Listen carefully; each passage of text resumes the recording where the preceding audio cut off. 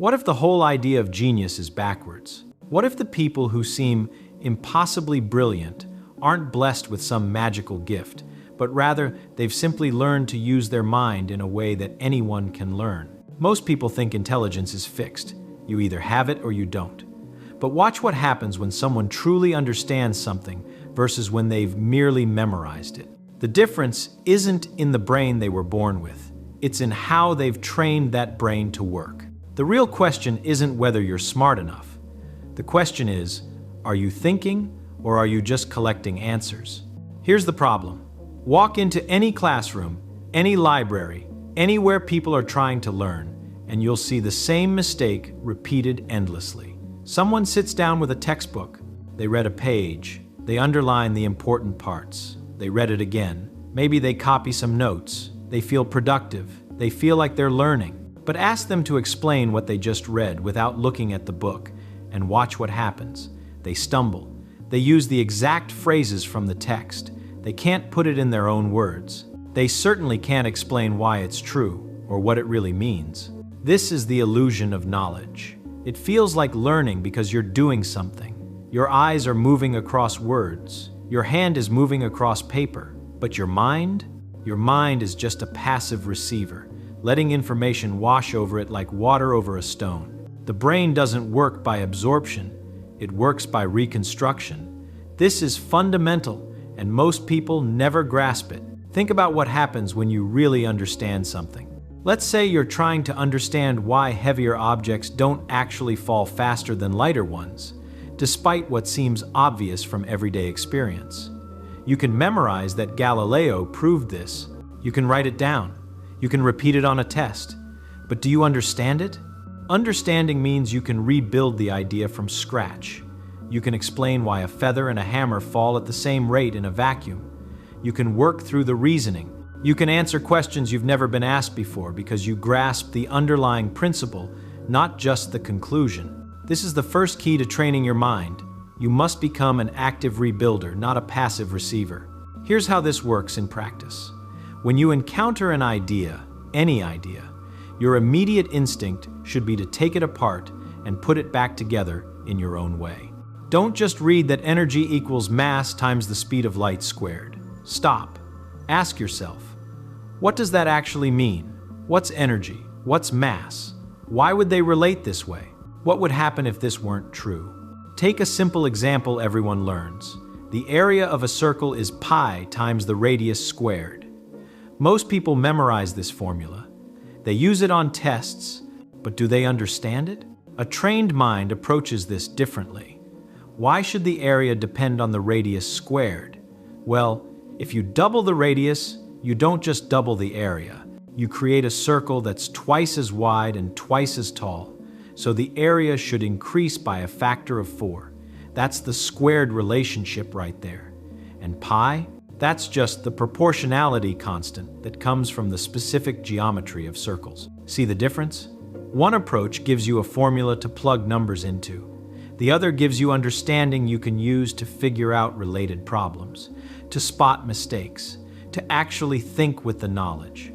This leads to the second principle: test yourself brutally. The mind is a master of deception. It convinces you that familiarity equals understanding. You've seen an equation before, so you feel like you know it. You've heard an explanation, so you believe you understand it. But familiarity is not understanding. The only way to know if you really understand something is to close the book, put away the notes, and try to explain it from scratch. Better yet, try to explain it to someone else who knows nothing about it. Or write it out as if you're teaching it. This is uncomfortable. This is where you discover all the gaps in your understanding. That equation you thought you knew? Suddenly you can't remember why that term is negative. That process you thought you understood? You realize you skipped 3 steps in your mind without noticing. Most people avoid this discomfort. They keep rereading. They keep reviewing. They stay in the safe zone where they can look at the material and think, yes, I know this. But recognition is not recall. Recognition is not understanding. A trained mind seeks out this discomfort. It deliberately tests itself at every step. After reading a section, close the book. What were the main ideas? Can you explain them without looking? Can you solve a problem using those ideas? If not, you haven't learned it yet. You've only been exposed to it. The third principle might seem contradictory. Play with ideas. Learning isn't meant to be grim determination and forced memorization. The brain learns best when it's curious, when it's exploring, when it's asking what-if questions. Take any concept you're trying to understand and push it to extremes. What happens if this number gets very large? Very small? Zero? Negative? What if you reverse the process? What if you change one variable? Suppose you're learning about levers. Don't just memorize the formula for mechanical advantage. Play with it. What happens if you make the fulcrum very close to the load? The force you need gets smaller, but you have to move your end much farther. There's a trade-off. Why? Push it further. What if the fulcrum is right at the load, at your hand? The formula breaks down in interesting ways. This kind of play isn't wasting time. This is how understanding deepens. You're exploring the boundaries of an idea, seeing where it works and where it fails, building intuition that no amount of memorization can provide. Here's something profound about how the mind actually works. It doesn't store information in neat, labeled boxes.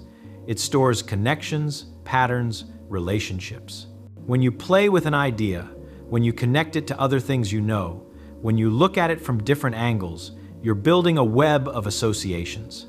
And that web is what makes knowledge retrievable and useful. Think about someone who's genuinely skilled in mathematics. They don't just know formulas. They see relationships. They recognize patterns. They can approach a new problem and think, this reminds me of that other thing.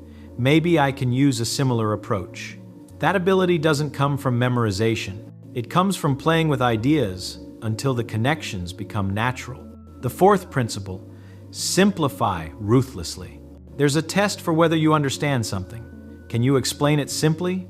Not with jargon, not with complex terminology, but in plain words that anyone could grasp. Complexity is often a mask for confusion. When someone explains something using lots of technical terms and elaborate constructions, it's frequently because they don't really understand it themselves. They're hiding behind the language. Real understanding strips away the unnecessary complexity. It gets to the core of what's actually happening. Take the concept of entropy. In textbooks, it's described with statistical mechanics and thermodynamic equations. But what is it really? It's the universe's tendency toward disorder. A drop of ink spreads through water because there are vastly more ways for the molecules to be spread out than concentrated. That's it. That's the fundamental idea. The mathematics describes it precisely, yes, but the core concept is simple. When you're learning something, keep asking, what's the simple version? What's really going on here beneath all the fancy language? If you can't find the simple explanation, you probably don't understand it yet. This doesn't mean everything can be reduced to a sentence. Some ideas are genuinely complex, but every complex idea is built from simpler components. Break it down, find those components, understand each piece, then rebuild. Now, here's what's really happening when you train your mind this way. You're not just learning specific facts or techniques, you're changing how your brain processes information. The brain is remarkably plastic. It physically changes based on how you use it. When you practice active reconstruction instead of passive reading, you're building stronger neural pathways. When you test yourself, you're strengthening recall mechanisms. When you play with ideas, you're creating connections. When you simplify, you're organizing information in more efficient patterns. But there's something deeper still. You're developing what might be called intellectual independence. Most people are taught to trust authorities, to accept what the textbook says, to memorize what the teacher explains. But understanding requires skepticism, not stubborn denial of facts, but healthy questioning. Why should this be true? How do we know this? What evidence supports it? What would prove it wrong? This skeptical mindset is crucial. It forces you to actually think about what you're learning instead of just accepting it. And remarkably, this skepticism often leads to deeper understanding than blind acceptance ever could. Consider any scientific principle you've learned. Don't just accept it because it's in a book. Think about the evidence. What observations led to this conclusion? What experiments tested it? Are there alternative explanations? Understanding the path to knowledge is often more valuable than the knowledge itself. This isn't about rejecting established science. It's about understanding why it's established, what makes it reliable, where the boundaries of our knowledge lie. Let's bring this down to practical application. Suppose you're studying physics, trying to understand Newton's laws of motion. Here's what the untrained approach looks like. Read the laws, memorize them, practice plugging numbers into formulas, pass the test, forget everything in 6 months. Here's what the trained approach looks like. Start with the first law. An object in motion stays in motion unless acted upon by a force. Don't just read it. Close your eyes and picture it. A puck sliding on ice keeps going until friction stops it. But what if there were no friction? It would keep going forever. Why? Because there's nothing to stop it. That's not obvious from everyday experience where everything slows down. But in space, objects do keep moving. The law suddenly makes sense. Now, test yourself. Without looking, can you state the law? Can you explain why it seems wrong in daily life, but is actually true? Can you give examples? Now play with it. What about circular motion? An object moving in a circle is constantly changing direction. Does that violate the first law? No, because changing direction requires a force. The string pulling the object inward, or gravity pulling a planet toward the sun. The law still holds. Now, simplify it. What's the core idea? Things keep doing what they're doing unless something makes them change. That's inertia. That's the fundamental insight.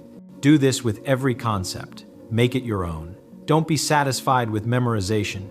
Demand understanding. Or suppose you're reading history, the fall of the Roman Empire.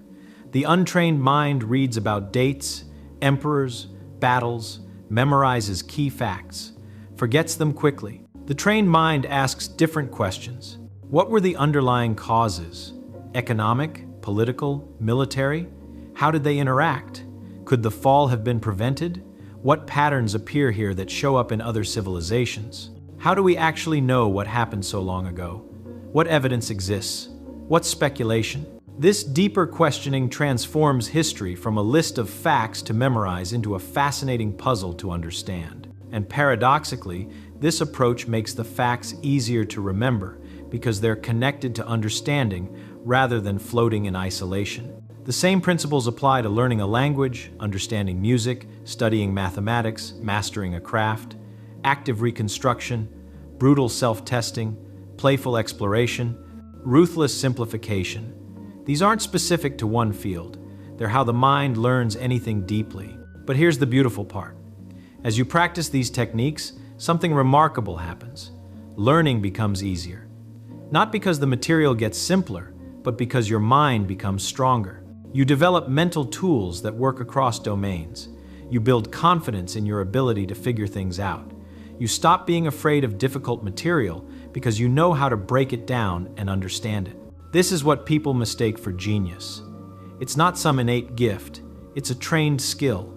The difference between someone who seems brilliant and someone who struggles isn't the brain they were born with, it's how they've learned to use that brain. Think about the implications of this. If understanding is a skill you can develop, then the limits on what you can learn are far broader than most people imagine. That subject that seems impossibly difficult, it's probably just being approached wrong. Those people who seem naturally talented, they've probably just developed better learning strategies, often without even realizing it. The tragedy is that most educational systems teach the exact opposite of what actually works. They reward memorization. They discourage questioning. They present knowledge as finished facts to be absorbed, rather than ideas to be rebuilt and understood. They create the illusion that learning means hearing information, when real learning means transforming information into understanding. You can break free from this. You can train your mind. Start small. Pick one thing you're trying to learn right now. Apply these principles. Close the book and try to explain it.